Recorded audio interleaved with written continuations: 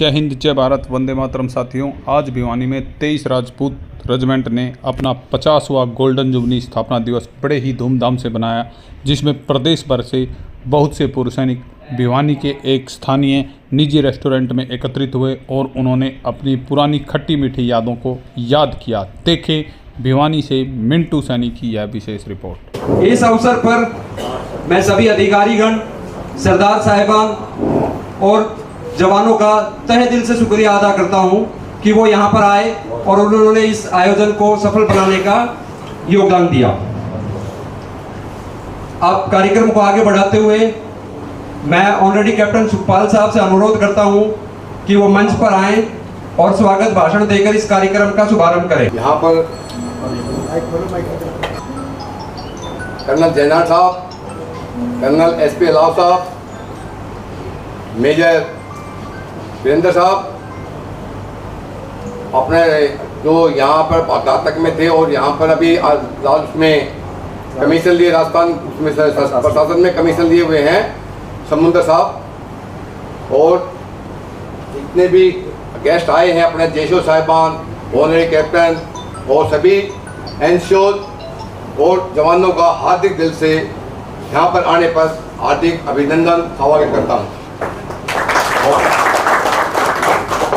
अभी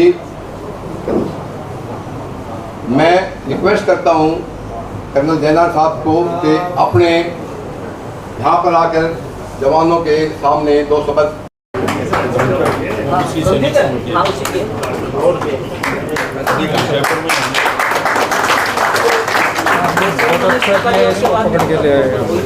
सभी से निवेदन है कि एक बार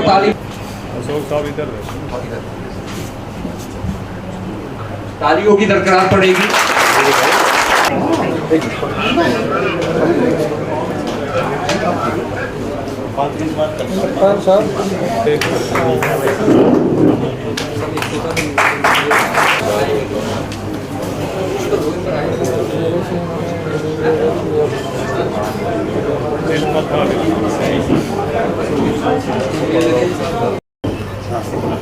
एक तो मैं आप सबको बधाई देता हूँ, आपकी जो गोल्डन जुबली है उसके ऊपर हम सब लोग इकट्ठे हुए हैं और ये एक बहुत ही अहमियत की बात है यूनिट के लिए कि 50 साल पूरे हो गए और यूनिट जो है वो बहुत ही अच्छा कर रही है।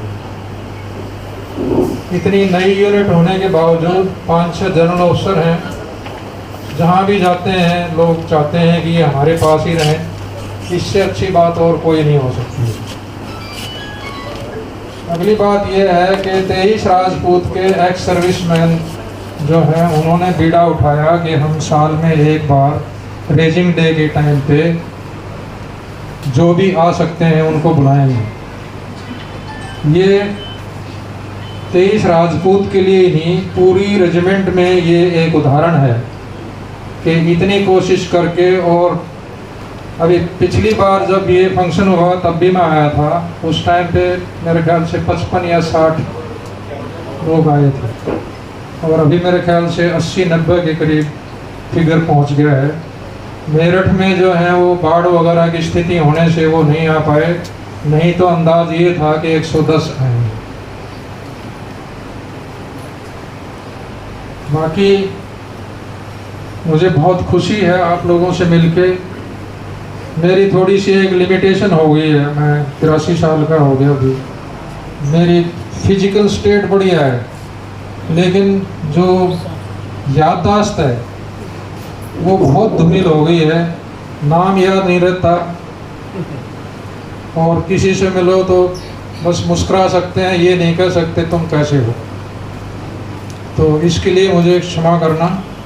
और अब अभी से आप कोई भी मुझे मिलते हैं, पहले मुझे आप बताएं कौन है। नाम से तो मैं जानता हूँ लेकिन पहचान नहीं सकता, ये बड़ी खामी है।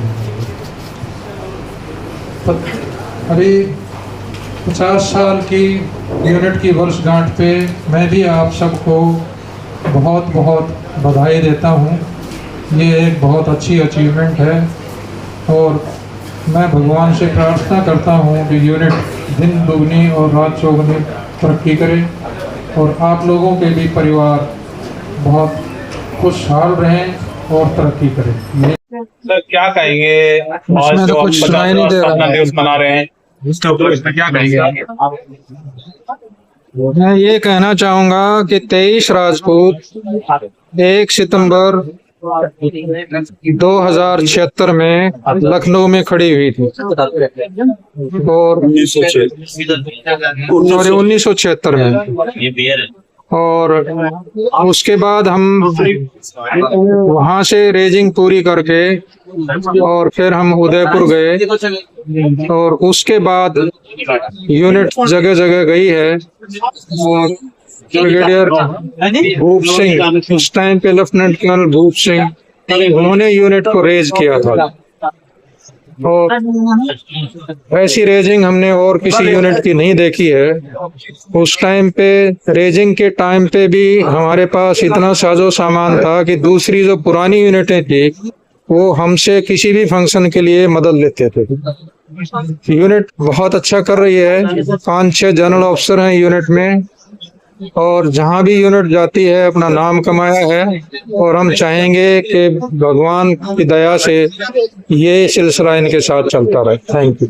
परिवार के सभी जवानों को, सभी उनके परिवारों को आज के 50वें स्थापना दिवस की बहुत बहुत शुभकामनाएं। मैं आशा करता हूं कि आप और आपका परिवार जितने भी वीर शहीद हुए हैं और उनकी वीरांगनाएं वो सभी सही होंगे, अच्छे होंगे। और 23 राजपूत के परिवार के लिए बड़ी गर्व की बात है कि हम 1976 में स्थापित होकर के आज 2025 में ये 50वां स्थापना दिवस मना रहे हैं।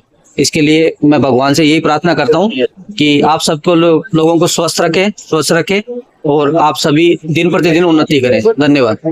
सबसे पहला फायदा तो यही मिला मुझे कि मुझे सेना में एक्स सर्विसमैन होने की वजह से 5% जो कोटा था राज्य सरकार के द्वारा वो मुझे प्राप्त हुआ। दूसरा, मुझे मेरे अंदर जो अनुशासन जो मैं आर्मी में सीख के आया था वो ही अनुशासन कहीं ना कहीं मुझे हार्ड वर्किंग की तरफ लेके गया। मैंने लगभग 7 से 8 घंटे की स्टडी की है, लगातार अपने समय को दिया है, किताबों को दिया है। जो नॉलेज मुझे पूरे इंडिया को घूम के मिला है वो ही कहीं ना कहीं ज्योग्राफी के पेपरों में, इतिहास को समझने में, पूरे देश की इकोनॉमी समझने में मुझे कहीं ना कहीं सहयोग दिया। आज वो ही अनुशासन है कि मैं लगातार यहाँ पर काम कर रहा हूँ, बिना किसी प्रेशर के काम कर रहा हूँ। सिविल सर्विसेज में पॉलिटिकल इंटरफेरेंस कुछ ज्यादा होता है, तो उन पॉलिटिकल इंटरफेरेंस को मैं आर्मी की वजह से ही झेल पा रहा हूँ और मैं सभी के साथ, गरीब लोगों के साथ न्याय कर पा रहा हूँ। धन्यवाद।